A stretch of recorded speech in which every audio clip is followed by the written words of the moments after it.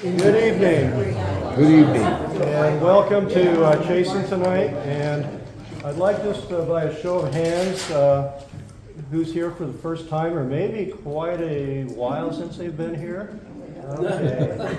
All right. David, you'd like to just introduce yourself and where you live? Who the heck are you? Yeah, right. Hi, Ron. My name's David Huber. Live off of Glen Canyon over here. Been here for what, 7-8 years? And I heard about the meetings through a friend, and let's come down and check it out. Let's see what the neighborhood's all about. So thank you all for being here. And Pat, would you like to introduce your guest? This is Patricia.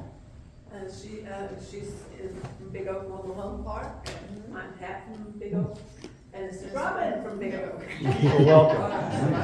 It's good to have you here. And Dora? Is that- Daria. Okay. Hi, I'm Daria Hill. I'm a neighbor of Kathy's. Well, it's good to have you here. I've lived here for 25 and a half years, and this is my first meeting. So, yeah, wish I could have come sooner, but there. You're not gonna win a door prize. Oh, You'll never know. All right. And let's see, Curtis? Yes, so my name is Curtis and I don't live in this area, but I work in this area. I work at Sunrise Point. That's me. And, but I bought a home in Area 1. Good for But you. I'm really glad I'm here. I've been meaning to get to these meetings. I need to be here. Well, we're glad you're here. Thank you. And let's see, Ruth, would you like to introduce your guest? Yes, I have two new people, neighbors, Wow. used to be friends, but Bud and Dolly. And they've lived in the neighborhood for many years. Oh, And sure. we lived, what, 47 years, I think, on our street, Wonder Street. Okay, I'm going to sidetrack real quick to our meeting in January. Because Wonder is one of the streets the city's considering putting in streetlights. So we will be going around your neighborhood, and we have the city planning departments coming in. She's in the process of bringing in pretty much sample lighting that they're looking at right now. So there's different options. Some are solar. So anyway, that'll be a meeting I think should be well There attended. used to be a street light in the middle, and we had to pay for it because somebody individually put it up. Right. And then the neighbors paid for it. And then once those main people moved out, the light went away. Okay. Yeah. So you're on the map Good. as one of the areas without streetlights. So I just noticed driving over here, some of the streets maybe have one light, a lot of them have none. So that'll be January's meeting. Awesome. Okay, well, so I'd like to just say thank you for those who are attending for the first time. And if you look at the minutes, I don't know how many people have agendas. Let me just read it out real quick. Yes. Our treasurer's report, our checking account, we do have $1,700 in the checking account. And the $498 is for what? That is for mainly our Christmas fund that we do each year. We vet families and Oh, that's nice. we go out and shop. We find out the sizes and the, little girl, little boy, how many are in the family, etc. And then we go shopping. And I get to shop. Anyway, I love shopping. So she's 4 years old and she liked pink. Wow. So it's great fun. We wrap. Anyone that loves to rap, maybe they don't get a chance to anymore, and we've got the music going and popcorn and whatever. But it's giving back to our it's families within our area. Oh, terrific. So what we do is we work through Woodside, the one school within our area. It's K through 8, and then we've contacted a few of the churches. If you know a family and they live in our area and you think there's some real definite needs there, let us know. We can kind of, through you, vet that family and see what the needs are and see how we can help. So this is something we do every year now, and it seems like each year we take on a few more kids and see how we can help during Christmas. Okay, I'm gonna turn the time over to Lieutenant Dunning and give him a few minutes to talk about what's happening in the city. Thank you. Thank you.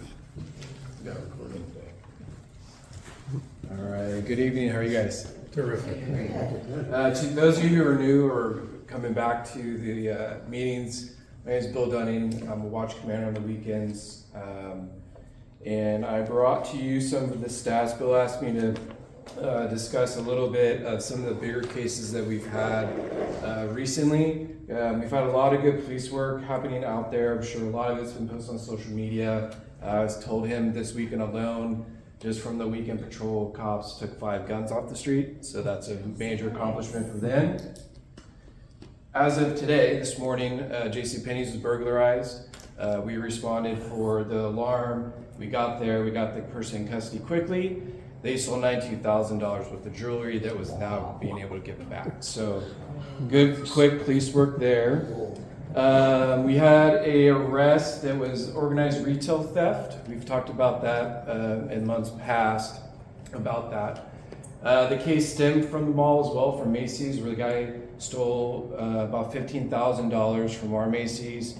Throughout the region has stolen anywhere from $30,000 to $50,000 worth of merchandise. We have a part-time reserve detective who does organized retail theft. He ended up running with the case. We got the guy in custody with $10,000 of merchandise back. So another good case on that. I don't know if you guys have followed it in the news, but fentanyl obviously is a killer of a lot of people. Our district attorney has taken a proactive stance, as well as others in the region, of holding the dealers of fentanyl who caused the death of another individual accountable for their actions, right? Believe it or not, our city presented the first death-related case to the district attorney's office. They filed the case for homicide. And that case right now is currently in the court process. So that was a pretty quick turnaround for that type of a case.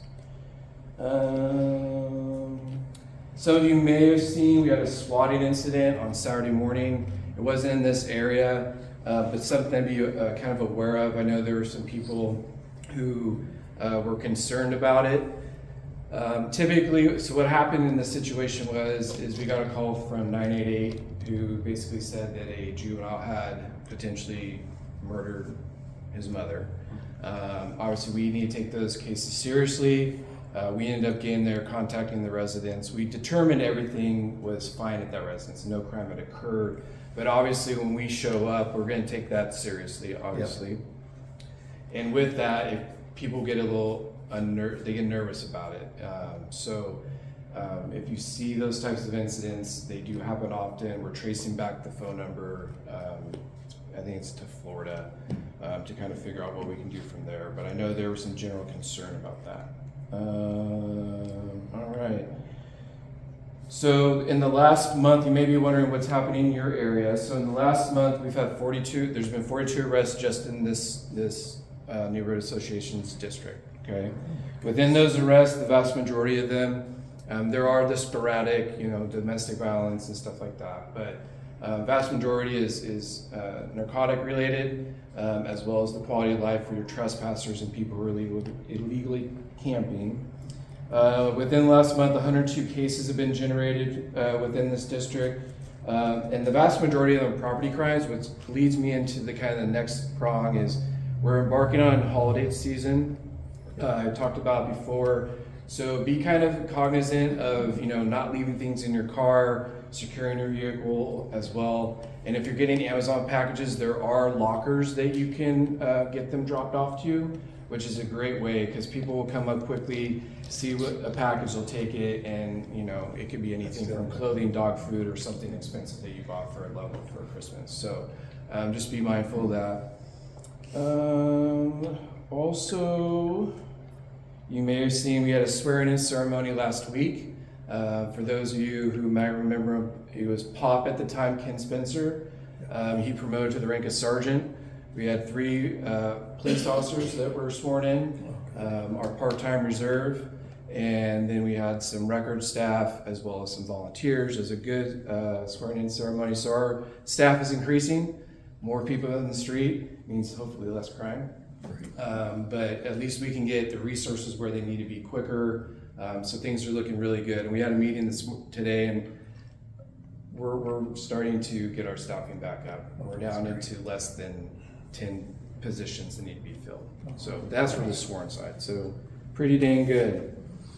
And the last thing I know, you mentioned the gift giving, or donations and stuff. So we put out, so we're doing our 16th annual Operation Holiday Cheer. In the past 16 years, we've been able to provide 651 families, including over 4,000 community members, with gifts. These are people who have been nominated by other residents, from schools, whatever it may be. But what we do is, between service clubs, the city, and the police department, we wrap together, we get gifts, we get food, and a lot of it's from the community nominating the family, okay?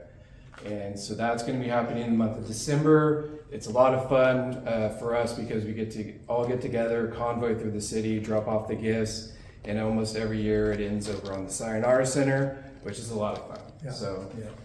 if you have somebody who would like to nominate for that, or if you would like to donate, you can submit a application or request to CitrusHeightsPD.net online, or you can email ohc@citrusheights.net, or contact 916-727-4988. If you're interested, you can get with me afterwards and I can give you that information. So that's pretty much what I have. It was a busy month for us. So trying to highlight all of it without hogging up the entire time we're here together, because I could probably keep going. So Simple question, are you gonna be putting the bait vehicles out again? bait vehicles, so that came up today. We were discussing that. So we are likely going to be revamping that program. Probably not vehicles, but we are going to strategically place items throughout the city that All baked. might lead us to something. But it's a good way, because that identifies people who could be associated with other stuff too. Because if they're stealing, let's say a generator, right? What else are they doing? Yeah. Right. So it leads us to bigger things. So I don't want to give away too many of the secrets. Okay. I want to keep that. So, yes. Did the amount get voted down of the $950 minimum you can steal? Wasn't that something that was changing? It's Prop 36. I can't go into details, right? But it did pass. Yeah. Right. So that's good for the state of California and the criminal justice system. So that did pass. What is it now? I would have to go deeper into that. A lot of it's going to go back into like petty thefts of priors, Yeah. and being able to go after people for that. Yeah, So okay, thank you. yeah, the misdemeanor section to felony was probably going to stay the same. Okay. Very good. That's all I have. That's it. Thank you. Appreciate it.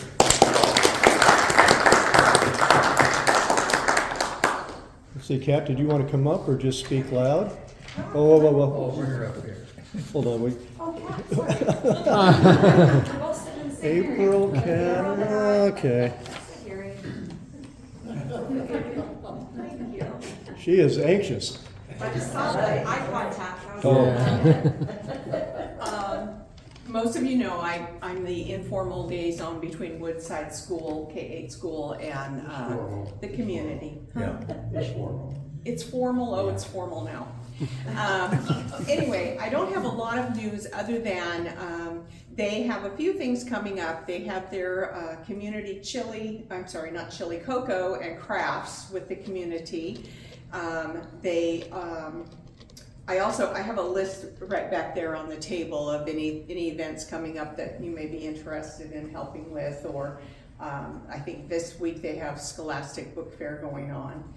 So they're just, moving into the holidays the way we are. We are currently waiting, actually, Rita over there has contacted me regarding the possible recipients for us to work with this year for our Giving Tree project. So we are just now getting connected so we can find out how many children there are and what we're able to provide. Obviously, any donations help us provide for more children, so if you feel led, please do. That's terrific. Thank you. Thank you. Steve and I, we know a lady that works, I guess it's a regional board, and it's for the San Juan School District, and with our particular representative, Tanya Kravchuk, who actually mentioned Woodside and how they built partnerships, and actually mentioned CHASEN and the Rotary Club and how you attend the meetings. And so the district is recognizing what you do and what we do. So we can make a difference and make an impact. Let's see. I'd like to hear from our city council woman. Well, Bill, you took a little bit of my thunder away. Oh, sorry. So I've been hanging out a lot with the San Juan Unified School District in the past week. Last Tuesday, I attended the Principal for a Day, and I was Principal for a Day at Woodside because I want to continue to foster that great relationship that we have. And I cannot tell you, I shared a little bit with Kat, how they feel so fondly about CHASEN because of the service that we endeavor to do with them in all things, whether it's working the Scholastic Book Fair or showing up to events that they host and just making their families feel welcome. And so she said, any way that you can pass on my thanks again, please do. And so I'm on behalf of Beth Wall, thank you for volunteering at our school. And you know, it's so interesting how we don't keep this a secret, right? I don't know if you've heard me say out loud on the dais that if all the neighborhood associations would simply reach out to their area schools, we'd have plenty to do. You know, whether it's reading to a kid, you know, being a volunteer crossing guard, things that they actually need at the school, we would have plenty to do and lots of ways to engage.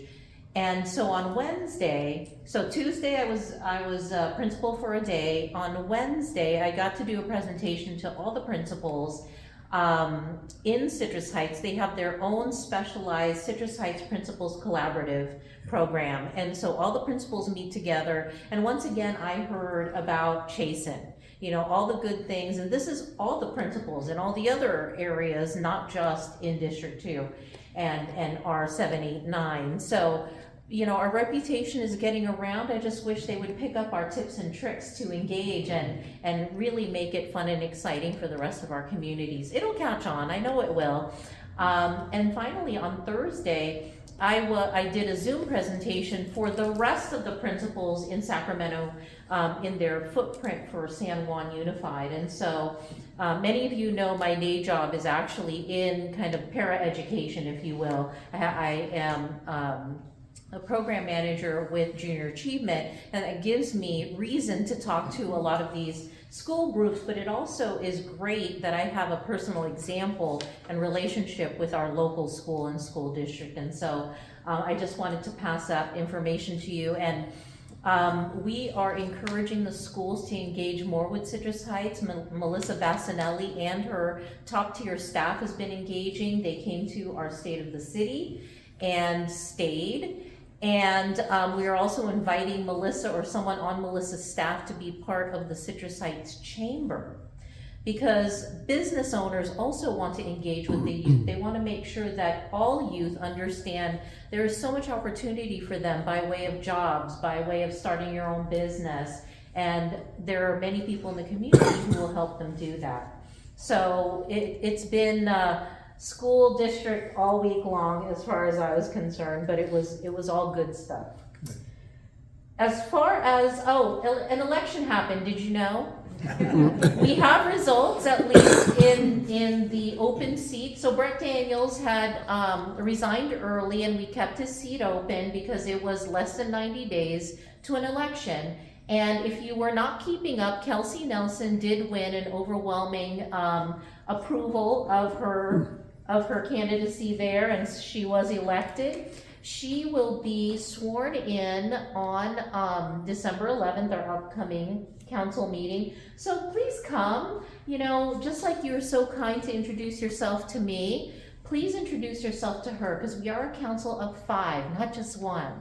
and we do work collaboratively together. And the more she knows you, the more she can bring best practices that we have to her district and make that thrive as well. So she's very good, very nice individual to get to know, and she's just like I was. You know, you have no idea what you're walking into, and every bit of advice is welcome. And so please introduce yourself to Kelsey. Where and when? It will be, who asked that?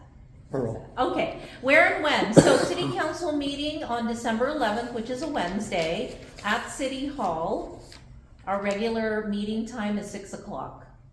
And her swearing in will be right at the beginning, because we want to get her seated so we can do business.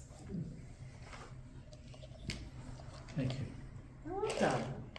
All right, so what important things have we talked about and discussed on city council? I'll start with the beginning of October 9th, just looking at my notes here, and I usually type up all my notes, but it's been incredibly busy, as you can imagine. And the big event, the big conversation that we had on the 9th was the allocation of nonprofit community support funds. There was a little bit of controversy simply because certain nonprofits this year were not funded that had been previously funded in previous years. And that's because our Quality of Life Committee decided that they wanted to try funding different nonprofit organizations that seem to be viable as well. You know, longtime nonprofits who receive funding year after year, the reasoning is maybe they might be able to generate funds this year. And we have several funds that nonprofits can apply to. This was not the only fund that was available. And so while there's a little bit of controversy, I think we quelled that by reminding everyone that this is not the only pot to request from. And sometimes it gets a little heated, right? You know, when we disagree, sometimes we can disagree vehemently. But I think at the end of the day, everyone understood the reasoning and rationale behind that, and that there are always more opportunities to request for funding. We had a great update from PAL, just all the activities that they've been engaging in. A reminder, just like Lieutenant Dunning mentioned, they are entering that season where we are supporting families, that you can nominate families to receive some holiday cheer. And going forward to the next meeting, which was October 23rd, just scanning here. And if you have any questions on anything you heard or believe was covered that I'm not highlighting, please just chime in while I look here. The 23rd was a very packed schedule, and we had a draft annual action plan, and this is for CDBG funds, and this is a pretty large fund that is approved every year. We have to draft something to receive the monies for a 5-year period of time. And these monies have to go into certain types of programs. And so we talked about that. Our Measure A, that was continued to the last meeting. So there was a conversation about Measure A. Those are funds that were received, and now they're talking about distributing them. How do we distribute them?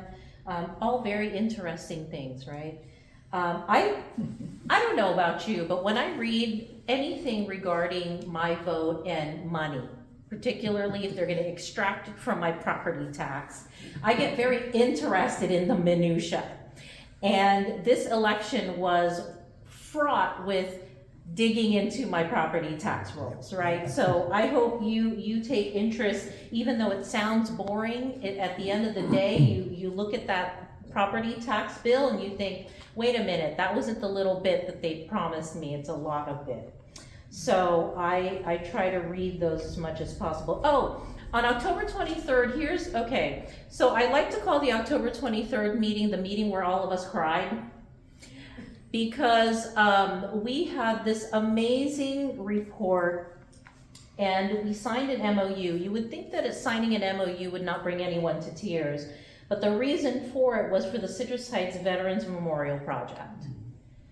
And we have several veterans who sit on council, children of veterans. I have every male family member of mine is a veteran. And I take great pride in supporting all things veteran oriented. And we have a fantastic opportunity built from a dream. And our American Legion last year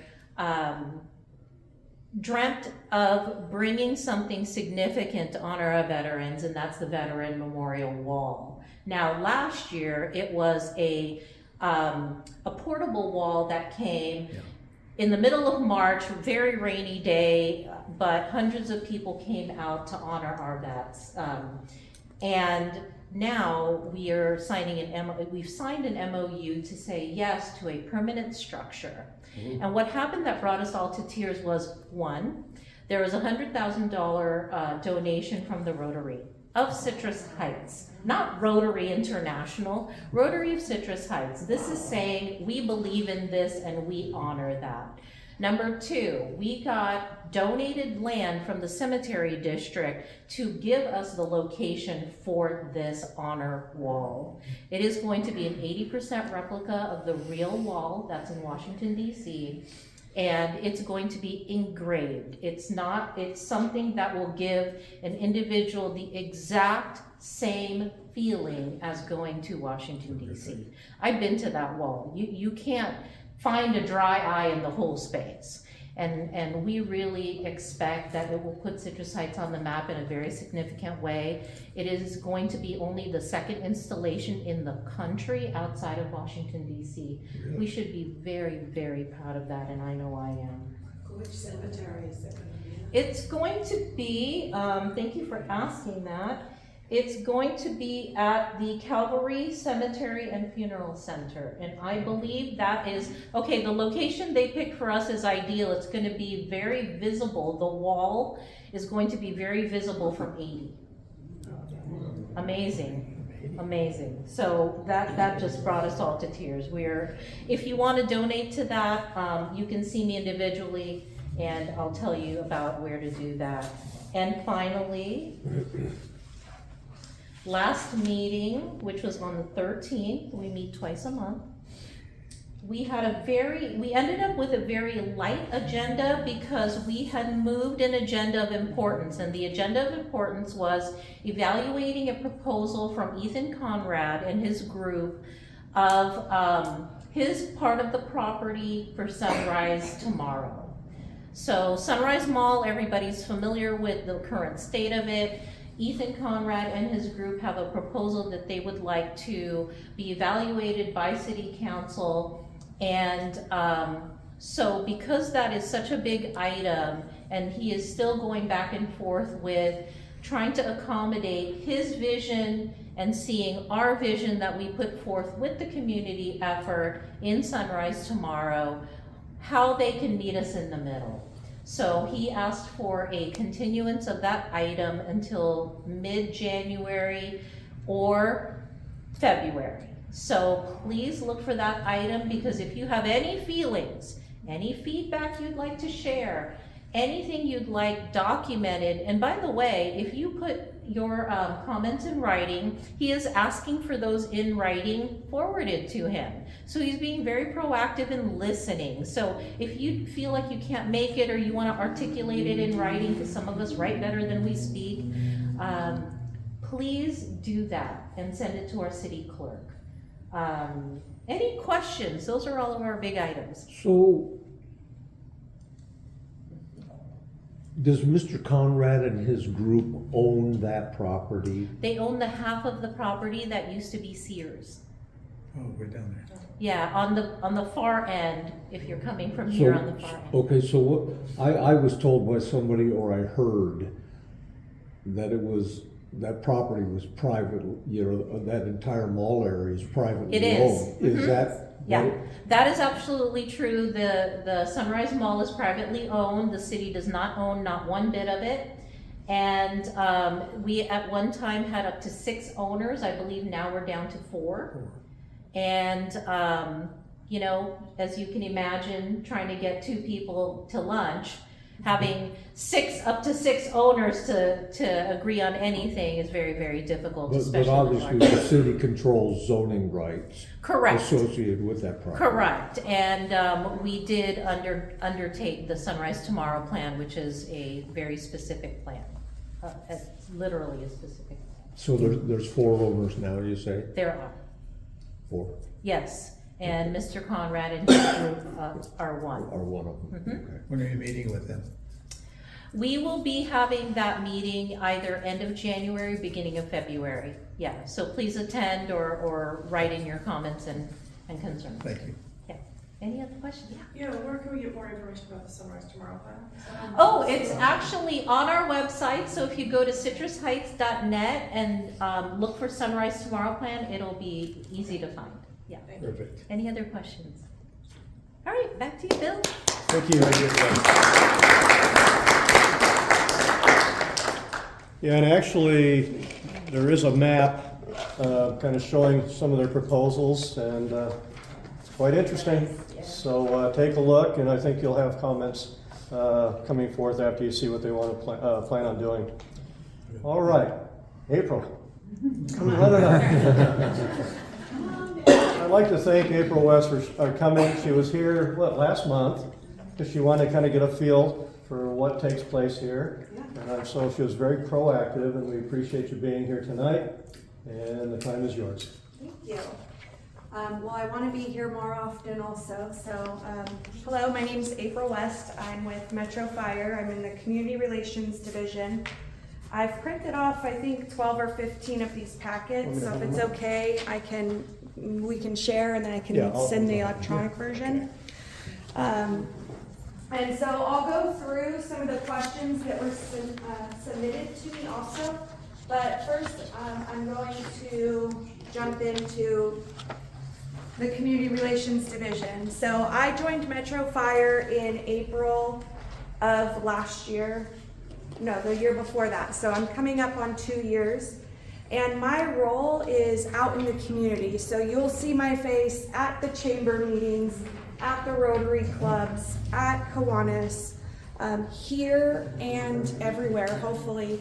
And my goal is to get to know you. And I want you to feel like you have a connection into the fire service. You could reach out to me and ask me a question. When I hear about the schools, 100% we want to be involved. So if there's the cocoa with kids or whatnot, if an engine is appropriate, let's make that happen. Let's make it extra special. So there's ways that our division in community relations, we're scheduling those school visits. We're scheduling special events. So I think on the 21st, we're going to be supporting Buckets and Badges at Miller's Ace Hardware. And this is just a way to come together as a community. And the way that I kind of think of it would be, you know, a patch. We're all, in a way, a patch, and we're part of the quilt. And so coming together, we can do more together, and we can celebrate more together. And that's my hope of being here. I'm going to give you some stats and answers to the questions as well. But community relations is special to me. I started 2 years ago, but I've been doing community relations for 10, 15 years. But I graduated from Sac State in 08, and that was a recession, if anybody remembers. And so I sold my car at that point, and I bought a one-way ticket to South America. And I decided to get my TOEFL certificate to teach English as a foreign language. And I had a secondary goal to learn how to speak Spanish. That didn't happen, unfortunately. But I got a teaching job in Thailand. So I flew to Thailand, and I came home when the Giants won the World Series. It was just a fantastic time of my life. And then we won again. Anyway, I'm getting off track here. But so I started working. What were you going to say? I said I understand. Okay. So I started working for a physical therapy company. I did their public relations for physical therapy locations. One was in Citrus Heights, and then it moved to Roseville at that time. It was performance physical therapy. But I have a place in my heart for Falls also, because we need to be cognizant of what we can prevent. And I think that is something, when people ask for me to come out, they want to hear fire safety information. Yeah. And I usually want to talk about fall prevention. So just a heads up, 75% of the calls are EMS related. So I just kind of want that to be on your radar. We'll get into the answers. So that's part of the reason also that it's so important to me, is that I have that background and I've seen people get injured and I've seen them recover. And it's just, let's try to prevent it. So anyway, after my 4th child, I worked at El Dorado Hills CSD, so I've been involved in the community there too. And then I needed to scale back once I was pregnant with that 4th baby. I was like, I need to refigure my life, right? So I worked for my church, and I just was able to work part-time and figure out my family situation. And then I came on to Metro Fire. So here I am serving you, and I am your public servant, and I want to be here for you. So getting into some questions that you guys made for me. First, let's talk about, what do you want in 2025? So what we're doing is great, right? I think, well, we don't know unless we hear from you. So if you want to scan the QR code, so this would be my opportunity to say, hey, do you want fall prevention workshops? Do you want fire safety? Do you want youth education, et cetera, et cetera? And we want to hear from you. And then we're going to build from that feedback. I currently have 72 responses, so give me more work. And then this one is really exciting. This is going to be our inaugural Citizens Academy. And so this is going to be an 8-week course. You can expect to see residents, leaders, people from all stages and ages in life at Citizens Academy. And so this is going to be held on Wednesdays from 6 to 8, beginning in February, and I think ending in March. No, April 2nd. And so 8 weeks plus 1 graduation week. All right, so put a freeze on winter holiday fires. So this is kind of your informational handout on how to prevent those holiday fires. And we want to kind of be mindful that candles should be 12 inches away from anything that could burn.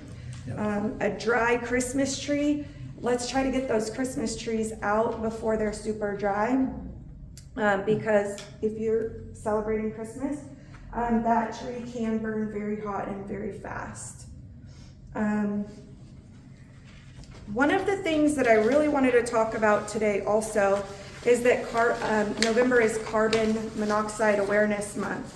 And so, often called the invisible killer, carbon monoxide is odorless, colorless gas that when, I'm gonna set my phone down so I don't actually need it in my hand. What month did you say is that? November is Carbon Monoxide Month. And so the dangers of CO exposures, what I'm going to call carbon monoxide CO, depend on a number of variables, including health and activity level.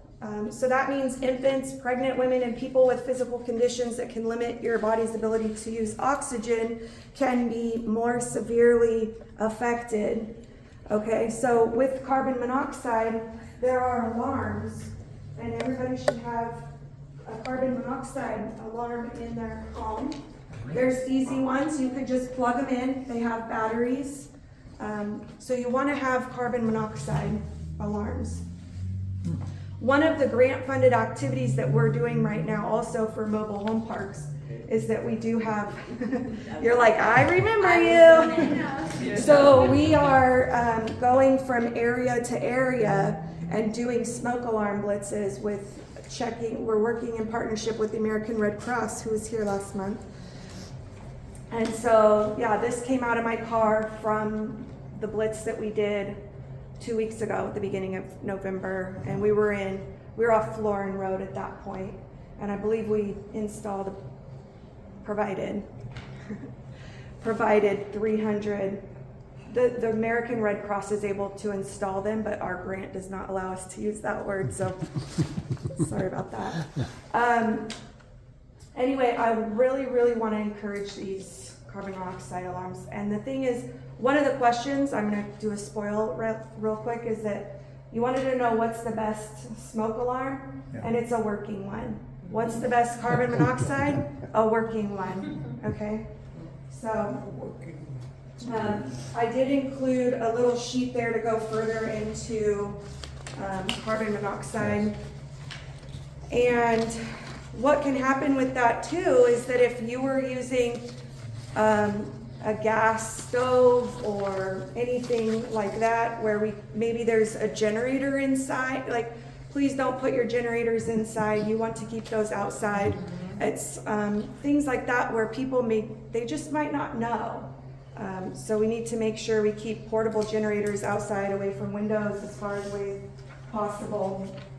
And then you're still going to want to test those carbon monoxide alarms at least once a month, which is similar to the smoke alarms. So with the smoke alarm, you're just going to push it, and then you're typically going to push it again to hush it. What our crews see a lot on the preventable side is that people are distracted or disturbed by the beeping of the, maybe they need a battery, and they might take it down. So either crews are going into the home with the beeping. I mean, people will live with that sound, you know, unfortunately, and we can help if you're in an emergency situation and you need help, you don't have somebody to call, nobody's gonna turn you down for that, and we're able to do that. Is it a service that we provide? No, but we are not gonna turn someone down, right? And so keep that in mind. So the next thing that I want to go into is that I did do a little bit of research. I asked one of my colleagues what the numbers look like for CHASEN, and so it was about 71% of medical calls, right? So what's happening here, and it's a majority of those medical calls that we want to be mindful on how to prevent. So I received 5 questions in one email and maybe 9 in another. So I'm going to be quick, and if you're okay with it, I'll go through them. Does that sound okay? All right. What types of improvements, if any, does Station 28 need, like if a bond passes? So at this point, we're very optimistic about Measure O, but it still hasn't been called, from what I know, that our planning and development team is waiting till Friday, I believe.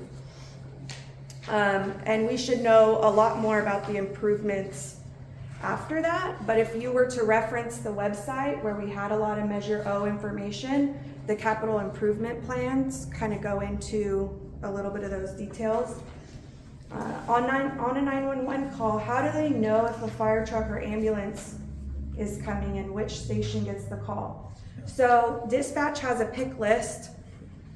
They'll typically select the closest resource, and if the first resource isn't available, then they'll go to the next one. And dispatch uses a severity level to know what resources to send. Is there an ambulance stationed at 28? Station 28? There's not a medic there. There's a medic, an ambulance at Station 29 and Station 21 would be the 2 closest. Yeah. Are most fires accidents or vandalism? Most fires are accidents. What is the most common source for house fires? Kitchen. So your kitchen is going to be where you're cooking, and the safety tip there is we kind of want to be mindful of loose sleeves, and please don't take medications before you start cooking, or walking away from what's on the stove. Okay, those are going to be preventative there. And then secondary, you can kind of think about the garage also. And so if you follow us on social media, sometimes you'll see that there's garage fires, and you think there's dryers in there. There could be oily rags. People keep gasoline, the water heater, etc. So, does the fire department or local station do free exams like smoke detector or carbon monoxide? We don't have an official program to do exams, but we're always willing to help, is the answer for that. Now, why are the fire hydrants different colors? Yeah. So typically hydrants are different colors to indicate how much water is supplied. So I learned that today too. Are smoke detectors and carbon monoxide required in homes other than initial purchase? So required is the word that you're using in this. We highly recommend that, and it's not a law as far as I'm aware, right? But we really want you to be safe. We want your life is valuable, and that smoke alarm is going to keep you safe, and it's going to keep you alive, and it's going to get you out of the house in time, hopefully, if there were a big fire. Actually, I think the city probably does have code enforcement that's with regard to building inspections and such. Yes. That does require them. Right. Thank you. Which devices are better, battery operated or hardwired? Like I said, a working smoke alarm is the best. After that, hardwired with battery backup would be recommended, and whichever is existing in your home, the 10-year is the best. So you wouldn't have to change that out for 10 years. What are the most common safety issues crews encounter in homes in our area? I kind of said this a little bit earlier, but smoke alarms that are not working, and then fall risks, like your throw rugs that could be tripping hazards, slip and falls. Oftentimes getting up in the middle of the night, if you don't have a night light, could create a fall risk also. What can we do as a neighborhood organization to help? So I put primarily, this is my opinion, but I think being a good neighbor, you guys are all really great neighbors. That's why you're here. And just being mindful of who your neighbors are and who might need help and who you could possibly reach out to. I really loved when the city did the Be a Good Neighbor campaign, wonderful. And then in the new year, I heard at the State of the City is that you're gonna try to loop in everybody to find out what area, what neighborhood you're in. So being a good neighbor is my first answer, but follow and share our newsletter. That's also a way that I spend some of my time. So we have a lot of great safety tips within there. You could share certain things in your own newsletters. So you can copy and paste if you wanted that way. Share it on social media if you want to do that. And then the last thing that I have here is learn CPR. Our friends at American Red Cross are doing amazing things, and you could go to American Red Cross, learn CPR, and if you need more information about that, I'd be happy to help you. Then, let's see. Do you know if, when I used to work for the American Red Cross, we did Community CPR Day, where you can earn your certificate all in one day. Do you guys still do that, or do you know if they still do that? I can reach out to Patricia and find out. I haven't been on their website recently, but I'll find out for you. Yeah, there used to be a month where we concentrate on that, so. Community CPR Day. Yeah. And maybe that's even one of the, circling back here, could be working in collaboration to bring Community CPR Day. Because one of the things that we try to do at our open houses or community events is teaching hands-only CPR. That is one way. If somebody went down, you're gonna call 911, and then you're gonna just start going into hands-only CPR, and dispatch will walk you through until the crews arrive. But even just having a little bit of an idea on what to do in that case. So I have here 5 more questions. Do you want me to do a speed round on this one, or? Sure. Okay. I think they've been covered. All right. What are the most common safety issues you encounter in the homes in our area? Smoke alarms not working, cooking fires, and injuries. Can you provide information regarding smoke detectors, carbon monoxide? Where should they be located? Which types are the best? I kind of already answered which ones are the best. Where they should be located, read the manufacturer's information, and then I did provide a little guide for you there. What types of fire extinguisher or fire blanket do you recommend? So 2A, 1O, B, C can be bought in any box store, but the if you were to be cooking bacon, for instance, you're going to use a lid for a grease fire. So the volume of the dry chemical is basically what the code is for that, and I can send that in an email so you guys have it. How can neighborhood? Okay, this was a duplicate. Sorry, do the fire blankets work, or is it just a hide? We're gonna defer to using the fire extinguishers, Okay. but I know that fire blankets are popular. I don't have a way to give you any information because that's not what we're focusing. We're focusing more on fire extinguishers and extinguishing with the lid. Okay. But if we have more information on fire blankets, I'll definitely bring it the next time I come. Okay, any other questions for me? On the fire extinguishers, you know, they have a gate code or that little gauge that tells you whether it's good or bad. Or should I just replace them like every 2 years or something? I mean, that gauge, sometimes I don't trust them. Well, sometimes I've gone to I went to a senior apartment nearby recently too, and somebody brought, it seemed like an antique fire extinguisher, and I said, no, it's not gonna work anymore, it's time to replace that. So I would say if it's been several years, we're gonna wanna replace it, because sometimes the chemicals can kind of gather at the bottom. I mean, when you get them, you can kind of tip them upside down. Our CRRD team might do that when they're doing walkthroughs with businesses. Foil blankets are one-time use only? I don't have any information, unfortunately, on fire blankets, but I'll look it up, and the next time I come, I'll try to share more on that. Some are and some are not. You have options. You can buy one that you can reuse, and then there are some that you can only use once. So it's how much you want to spend on the fire blanket. So. Yeah. That number you gave was 2A1OBC?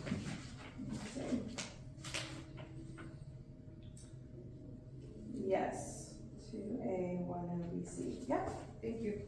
And then a couple of the, in addition to buckets with badges, you can find Metro Fire at the Rush Community Parks tree lighting, which I believe is the inaugural tree lighting at Rush Park on December 7th, if you want to join us there also.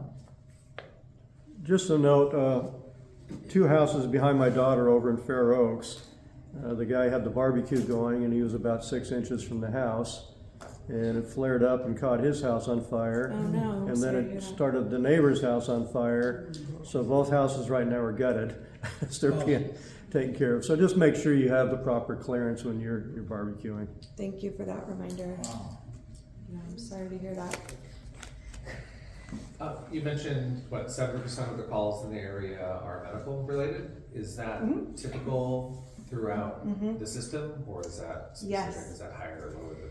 Yeah, so I would say 20-25% would be fire related, and then it's about 75 to 80 would be EMS. So being a paramedic is really important, and the medical calls, what we can prevent, we really want to try to do that. If I could have one more, I've recently also gone to Sac County is actually doing, if anybody is interested in, the Sacramento County has partnered with the California Department of Aging and AARP Age Friendly Network. So what they're doing is local aging and disability friendly action plan, and there's a draft right now, and they're taking feedback on this plan. And so I just kind of wanted to share that because I went to the forum recently, and it's they want to make it kind of better as we're going to be aging tremendously between 2030 and 2050, I believe. So yeah, we want to be ready for it, right? So I wanted to bring that up just as an FYI. Yeah. Some of us are already there. Especially Stan.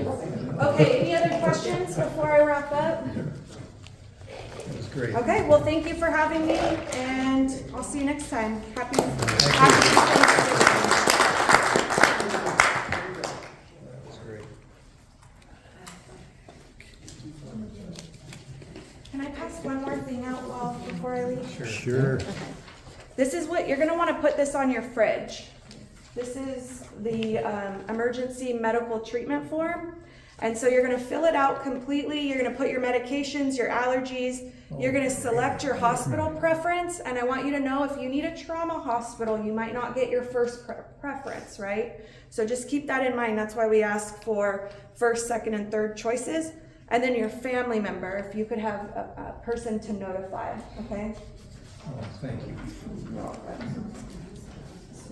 In other words, if someone else walks in, they go right to the refrigerator and get them. Yep. Gee, that's a great idea. Yeah, that's excellent. Was there one in there? No, I didn't No, put it that in the wasn't in the packet. I wanted this to be like, I wanted you guys to have. Special. Yeah. I'll get you one over there. That's cool. Once again, I'd like to thank April for coming out tonight and appreciate her time and the information that she has provided for us. Okay. And I think as she looked around and saw the gray hair, that's when she introduced the plan about the seniors, you know, so. Anyway, that's recognizing your audience, see, that's good. Just a note tonight too, we have oral court that's part of our area, and that is the Christmas tree court down off Old Auburn. And if you'd like to have some fun, I did it last year. I know Dave went over last year, and some of the board members. We go and hand out popcorn. And John's over there. He's been doing this for 35 years. And you just hand out the popcorn. Kathy was there. And then you ask for donations, and then he uses that money. One, he supports us for our Woodside project. This year he's now collecting shoes, which will be going over to the underground. And so he's doing a lot of good things over there. But if you just want to have fun one night, just go over there and hand out popcorn. Last year he handed out over 4,000 bags of popcorn on oral court. Okay, I mentioned that in next month we will not have a meeting, and Merry Christmas, and plus we'll be involved with our activities. Do you want to mention something about December 6th? Yes, one more activity. Please come to our tree lighting at City Hall on December 5th. 5th or 6th? December 6th is the other tree lighting at Rush Park. Oh, okay. Yeah, so there's 2 tree lightings, but the one in City Hall is the 5th. Yeah. And it's a lot of fun. You know, are you going to have the band again this year? We always have our community march. Oh, yeah, they do a great job. And they're in there decorating the tree this morning when I was over there, so it's taking place. 5th at 6. Yeah, 5th and 6th, okay. And then, I didn't forget, Cat will bring up the magic hat. Dave will draw, and then we'll see who won the raffle. Stan can't win with it, okay? It says winner. Mine already says winner.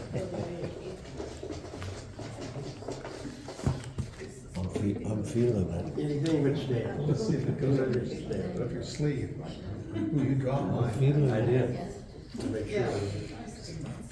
Okay, last 4 digits. 8121. That's me. Missed it. Oh. Hey, wait a minute, weren't you sitting right next to the hat? Yeah. Oh, okay. Well, once again, thanks for coming, and have a wonderful Thanksgiving. Appreciate it.